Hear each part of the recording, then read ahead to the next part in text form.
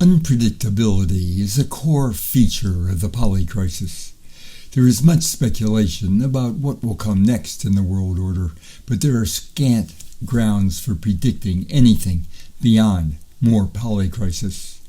This commentary offers neither a prediction nor a plan, but a perspective on what might begin laying the basis for quelling the polycrisis. What new configuration of the world order will emerge out of the polycrisis? Many scenarios have been imagined or predicted, including 3 spheres of influence dominated by the world's 3 superpowers, polarization into a new Cold War led by 2 great powers, unending territorial struggles among territorial empires along the lines of Ukraine and Greenland, U.S. hegemony re-established via country-by-country submission to the threat or reality of U.S. attacks, a new global order imposed by Trump's Board of Peace, an alliance against U.S. domination that significantly reduces U.S. power or leads to a new global polarization, rule by a global kleptocracy, rule by a global tech brothers oligarchy, fragmentation of the world order into a war of all against all, rivalry of random overlapping blocks of convenience, global depression, runaway inflation, and/or stagflation. Any of these scenarios spilling into large conventional wars, smaller large wars spilling into nuclear holocaust. Some of these may be plausible hypotheses, but in the context of the polycrisis, all such hypotheses about possible futures are highly speculative. For example, after the U.S. decapitation of Venezuela, speculation was rife about a new world order based on spheres of influence, but that ignored the vast economic power of China in Latin America, and it was rapidly followed by U.S. bombings in countries around the world and its claim on Greenland. Even though each such speculation may be somewhat plausible, none of them has much chance of establishing itself before it is destabilized by others. The forces of chaos are at this point sufficient to undermine the best-laid plans of mice and men. Witness the escalation and proliferation of war in the Middle East and beyond, following the U.S.-Israeli attack on Iran. So, the most likely outcome is an ongoing struggle among disparate forces, none of which, notwithstanding short-term successes, is likely to impose its will on the world. As Adam Tooze put it, we're not even in an interregnum, because an interregnum implies another regnum afterward. Call it Polycrisis 2.0. The polycrisis is inhospitable to many forms of social change intended to create a better world, like national or global reform, national or world revolution, or even conventional coalitions. There are several reasons for this.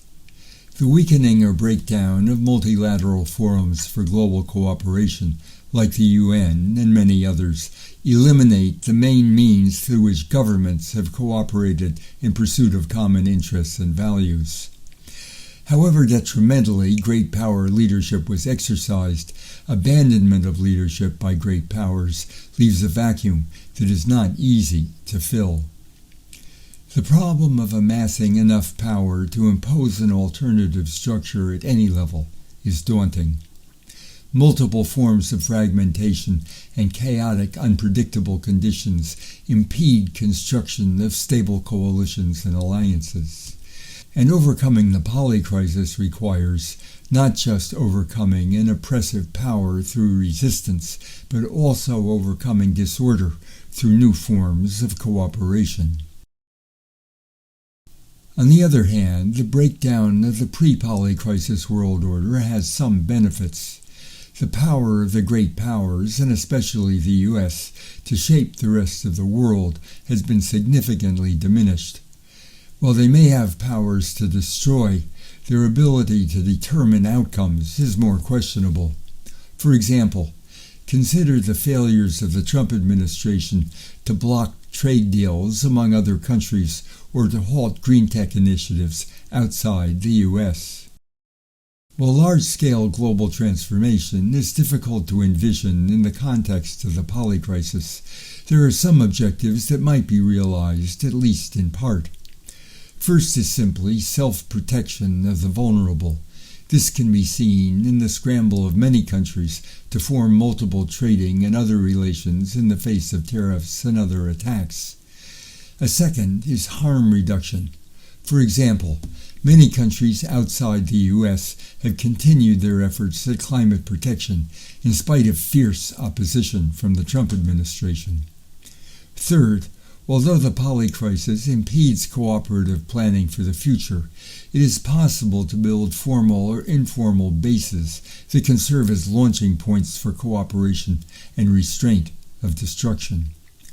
For example, the International Solar Alliance, initiated in the lead-up to the Paris Climate Summit by India with support from France, initially signed up 15 nations to accelerate fossil-free energy production in the developing world.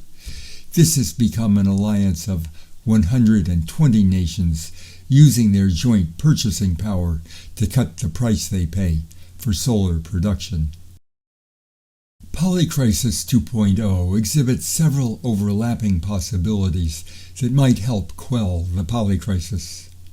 Item: polyalignment. In response to the rise of great power rivalry, aggravated by Trump's aggressive use of tariffs, countries around the world have been rapidly moving toward polyalignment, building multiple relationships in multiple spheres and at multiple levels. This is exemplified by new deals between Canada and China and between the EU and India. Ravindra Kaur, writing in The Guardian, says that, while initially focused on trade, the overarching EU-India comprehensive strategic agenda is really much larger in scope, taking in defense and security, commitments to multilateralism, mobility, and cooperation in a range of areas. It remains to be seen whether such multiple alignments will generate wider cooperation rather than new rivalries. Item: intermediate powers.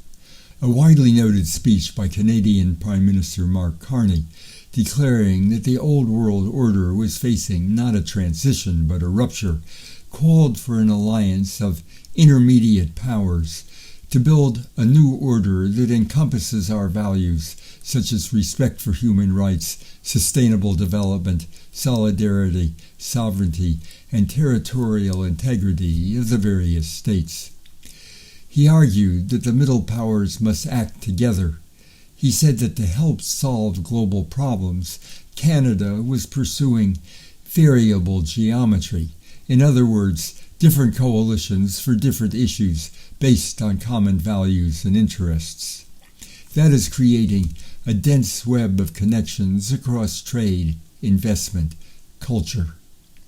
He noted that in the previous few days, Canada had concluded new strategic partnerships with China and Qatar, and is negotiating free trade pacts with India, ASEAN, Thailand, Philippines, and Mercosur.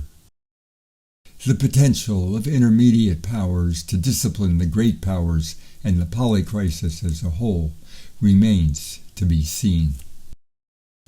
Item: coalitions of the willing. Where specific aspects of the polycrisis can be isolated, coalitions can be organized to force cooperation or block actions that augment destruction. For example, in January 2025, Bolivia, Colombia, Cuba, Honduras, Malaysia, Namibia, and South Africa joined to form the Hague Group to coordinate legal and diplomatic measures in solidarity with the Palestinian people. In July 2025, it convened 30 governments for an emergency conference on Palestine, which unanimously agreed that the era of impunity must end and that international law must be enforced without fear or favor through immediate domestic policies and legislation. 12 of the participating states committed to implementing 6 measures to end their complicity with Israel's genocide of Palestinians, such as preventing the provision of weapons, military equipment, and dual-use items to Israel, including ending the transit of any such materials through their territories or transport on any ships bearing their country's flags. The U.S. government has accused the Hague Group of trying to weaponize international law as a tool to advance radical anti-Western agendas. Item: Forward march of green tech. Unexpected breakthroughs are making energy produced by sun, wind, and water cheaper, safer, and more efficient than energy produced by fossil fuels. This is already transforming the way the world produces and uses energy, and it will further transform economics, politics, and society. This is a global revolution, but it has so far been largely driven by China's huge advances and investments in green tech, technology that reduces or repairs harm to the environment. Green tech includes ways of producing energy like solar and wind power, ways of distributing it in time and space like energy storage and energy grids, and ways of using it like EVs and heat pumps. Countries and people around the world are producing and installing green tech. In 2024, renewables worldwide made up 92% of all new electricity capacity additions. In the first 6 months of 2025, the world added 380 gigawatts of new solar capacity, 64% higher than during the same period in the previous year. The necessities of climate protection, combined with the opportunities presented by a fossil-free energy system, could create a global dynamic with forms of cooperation that transcend the polycrisis. Item: Popular movements. The elements of the polycrisis are doing unlimited harm to people in every country. In Polycrisis 2.0, popular movements can and are playing a role in contesting the governments that are aggravating war, impoverishment, authoritarianism, plutocracy, kleptocracy, climate catastrophe, and other elements of the polycrisis, and that are refusing to cooperate to reverse that aggravation. A dramatic example is the mass popular opposition that has developed to authoritarian rule in the U.S. This has ranged from the 7 million strong No King's Day protests to the street-level resistance to attacks by ICE thugs on American cities. Such movements represent challenges not only to parafascism and the destruction of democracy, but to the warmongering and obliteration of international cooperation they promote. Successful opposition to Trump and Trump-style rulers around the world is a first condition for quelling Polycrisis 2.0. Item: Transnationalized movements. Quelling the polycrisis will ultimately require coordinated worldwide action by the world's people to impose cooperation on the battling power centers that are threatening our life on Earth. A prime example is the movement to support the Palestinian people against Israel's genocidal attacks. Nearly 48,000 demonstrations in 137 countries and territories were held globally in the 2 years following the start of the Gaza war. In Europe, dock workers refused to load weapons for Israel. In Italy, millions participated in 2 general strikes and demonstrations for Palestinian rights.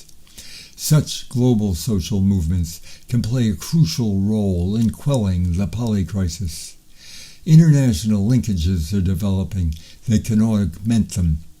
For example, in January, delegates from 20 countries issued the San Carlos Declaration, pledging to coordinate action against coercion in the Americas. An international anti-fascist and anti-imperialist conference is scheduled in Porto Alegre, Brazil, in March, called by signatories from more than 50 countries. And the Permanent Assembly Against the War, bringing together immigrants, workers, and activists from across Eastern and Western Europe, including both Ukraine and Russia, to organize for a transnational politics of peace. Such transnational linking organizations can help open a pathway to pacification of the polycrisis. There are obviously contradictions among these varied forces, but that does not make their cooperation impossible, especially in the face of devastating threats. The challenge is how to navigate those contradictions to begin to quell the polycrisis. The polycrisis is unlikely to be overcome by a return to a real or imagined past. Conversely, the chaotic nature of the polycrisis makes it fruitless to offer a plan or program to establish another regnum. The guidelines I present here simply offer a perspective on how to begin to move beyond the polycrisis. First, recognize, align with, and support common human interests. These include the human rights of all people, government of the people, by the people, and for the people, the conditions of our earth and its climate that make our life possible, the constitutional principle that governments must be accountable to law, global cooperation to provide a secure future for our people and planet, and our ability to live together in our communities, our countries, and our world. While people, institutions, and nations inevitably will act in pursuit of limited, short-term goals, we must make them do so in ways that advance rather than undermining common human interests. Otherwise, they will only aggravate the polycrisis and bring further ruin down on themselves. Second, construct patchworks that bring together diverse actors around common interests. A fascinating study of international cooperation in times of polycrisis describes patchworks as patches or islands of creativity and refiguration, forming in nodes or knots of assemblages across time and space. They create limited islands of cooperation and peace in the polycrisis war of all against all. One example given by this study is the International Solar Alliance described above.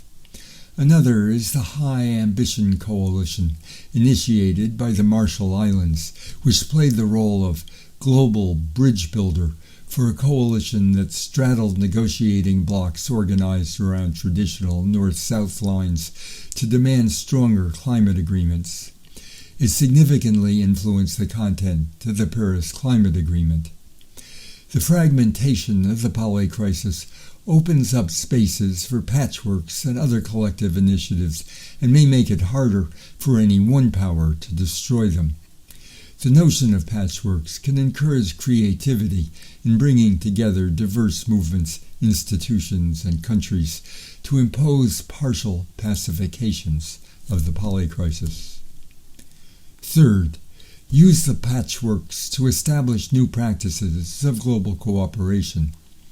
This involves reconstituting the UN and the 60-plus organizations for international cooperation that the Trump administration has recently quit, expanding their missions and power through coalitions of the willing. When that proves elusive, a shadow UN or similar alternative vehicles can temporarily fill in.